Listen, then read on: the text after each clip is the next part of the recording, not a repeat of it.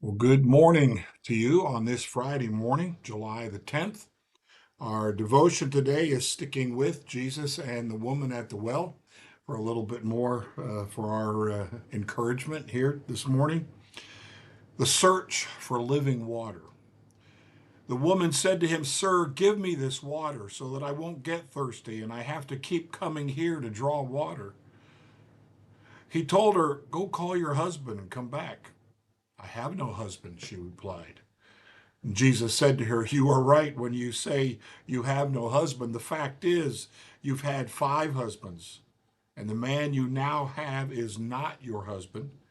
What you have just said is quite true." And that's John 4:15 through 18. We often forget how thirsty we are because we believe we will fulfill our dreams. And when that happens, it's easy to walk past Jesus. But this woman at the well has no such illusions, and so the hook is set. She immediately says to Jesus, "What is this living water? Would you give it to me?" And then he turns the tables on her. What is Jesus doing? Surely, here in this woman with her long and sordid sexual history, we have someone who fits the traditional understanding of a quote unquote sinner. Is he trying to humiliate her? No. If that were the case, he would never have broken the social barriers of respectability and opened up the conversation with her in the gentle way that he did. Why does Jesus seem to suddenly change the subject from seeking living water to her history with men? The answer is he isn't changing the subject. He's nudging her, saying, "If you want to understand the nature of this living water I offer, you need to first understand how you've been seeking it in your own life. You've been trying to get it through men, and it's not working, is it? Your need for men is eating you alive, and it will never stop." Kind of reminds me of an old song, "Looking for love in all the wrong places." And that's what she was doing. That literally is her song, I would guess. And she's been trying she's been trying to find something all on her own that will enrich her life, that will give her a reason to live, that will maybe even make her more acceptable to other people in town, which I doubt that's ever going to happen because a lot of people aren't very forgiving when you've been down that road. They're not giving you a break, and we keep trying to fulfill our own dreams, as Tim Keller says here about her. And so when we try to do that, as he says here, it's easy to walk past Jesus. But this woman at the well has no such illusions. And so the hook is set. She immediately says to Jesus, "What is this living water?" Again, she's asking a good question. "Would you give it to me?" And then he turns the tables on her. What Jesus is trying to do, not is what Jesus is doing here in this woman with her long and sordid sexual history. We have someone who fits the traditional understanding of a sinner. So what Tim Keller's just told us here, that's where she's been looking for her fulfillment. Very much like the prodigal son. Went off into the world looking for things that he'll enjoy, things that will give him a hope. And of course, it doesn't happen, and it's not really working well for her either. But Jesus, in the prodigal son, Jesus tells that story, but he's not literally there. In this one, she is literally there, and I can only imagine how soft his heart is for her. He's going to take her sins with him to the cross. He's going to pay for her sins. And in this conversation and in the extended events that happened, he relieves her of her guilt.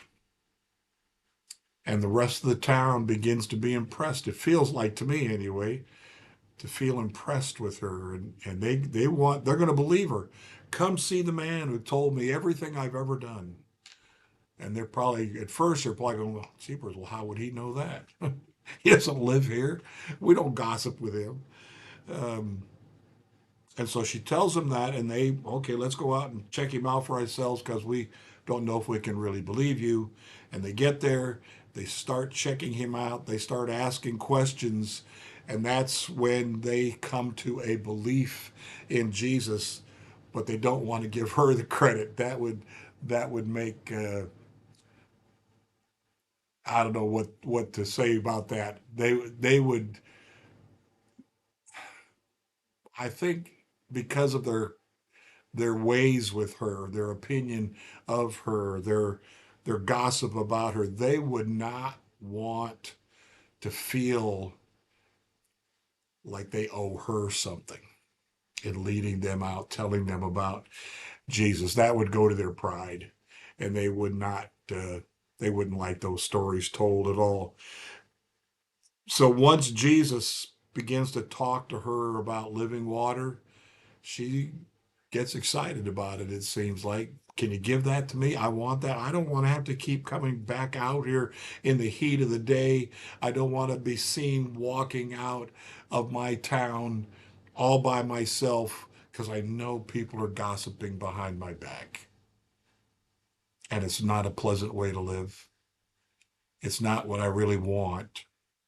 I really want to find something that is true living water. I want to search for something that will give me answers that I have so far not found the answers to.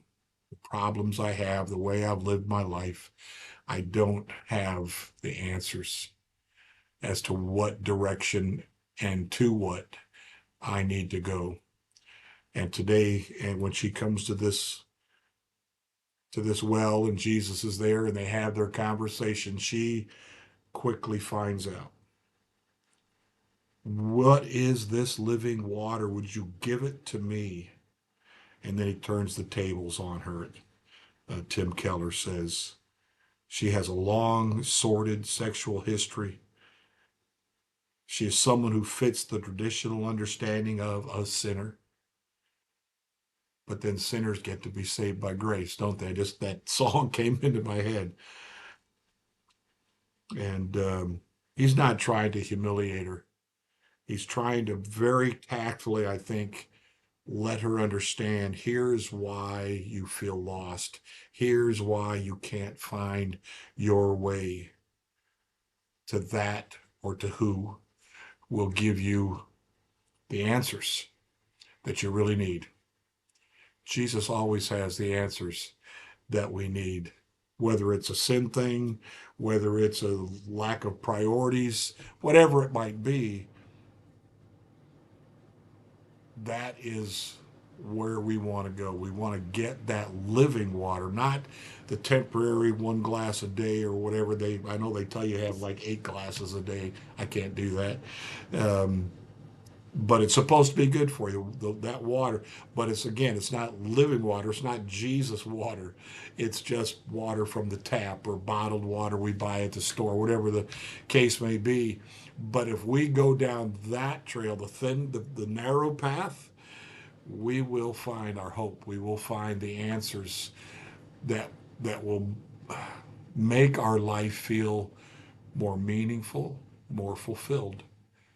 The living water that is Jesus, that the living water that he gives to us. And in that process, he's the living water. He hands it off to her. And what a change and transformation in her life. And I think, again, I keep trying to find themes in here for how we should be living our lives as followers of Jesus. And it would be the same thing. Just strike up a conversation. Speak lovingly to them. Never judge, never gossip.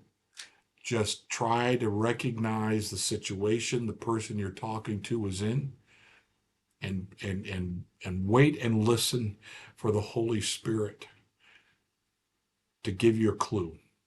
Here's what this person needs. Here's what you need to share with this person. Here's what you need to do for this person. Here's what you need to tell this person about, or not the what so much as the who. And talk to them. This is a great story here for people who we come across in our lives, and maybe even some of us have been in that place over our lives. That well, I remember one point in my life running away from the Lord. The church I'd been attending had not stood up for me in a situation that had happened with another church member. And I just kind of lost my joy in the church anymore. It was in Fort Wayne, Indiana, where I went to college. And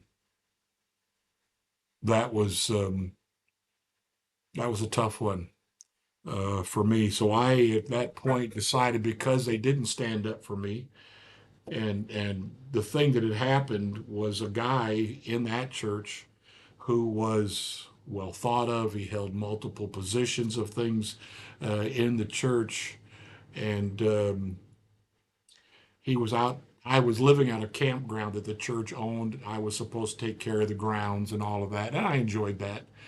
But he came supposedly looking for something, and in the process, he made a homosexual pass at me, and could not stomach that whatsoever. I was just speechless. And there was another couple that lived on the grounds there, and I chatted with them, and we went to the pastor then about it, and they never did anything. I came to find out after I left there, and there was another guy in the church who also went to the same college I did. The same thing had happened to him, and nothing was done. And that's what sent me out into the world. Oh, they got the answers. Look at them. They're having fun. They're enjoying themselves. I want to show up at the bar every Friday night at the end of the work week. Those kinds of things. I very much identify with the prodigal son, thinking that life would be even happier out away. And that is not the truth. I quickly found out that the people I was hanging out with did not have the answers either. They did not have the answers to what really fulfills a life that we live. And so we can find those kinds of examples possibly in our own stories and share them. And people who are in that same position, they will listen more so to a person who's been down that same road than you're just making things up, right? To tell them. So that's used. Things have happened in our lives for a reason, and it's so that we can have that experience that Christ led us through. Yes, tough times. Yes, not Christian type things, but you met people. There was a guy. I'm going to ramble here. There was a guy that I was friends with. He worked at the same place I did, and he was a tough guy. And I remember how many times I thought, why does this guy want to be my friend? I'm not a tough guy, but he was. And eventually down the road, he'd gone looking to his daughter. He wanted to reconnect with her, and he'd been drinking too much. And he went to the apartment she was living in with, I don't know if it was her husband or just her boyfriend at the time, but he must have pounded on the door and it scared them. And he ended up getting shot and killed in that. And then it really hurt. It really hit me hard because he actually at one time we were doing something and he spoke up for me, and you know. who was going to protect me. And I remember thinking, oh, I'm glad he, now I understand why he's in my life, because these other guys wanted to beat me up. But they knew he was tough, so they backed away. Anyway, I say that just as a story you could share if it's those kinds of things have happened in your own life, that we can help those who are going through the same thing find the living water and introduce them to Jesus in that way with telling this story from John chapter 4. So, blessings to you today. You read the scriptures, find stories like this that say a whole lot about what Jesus will give to us if we'll just ask the right questions. Blessings to you today.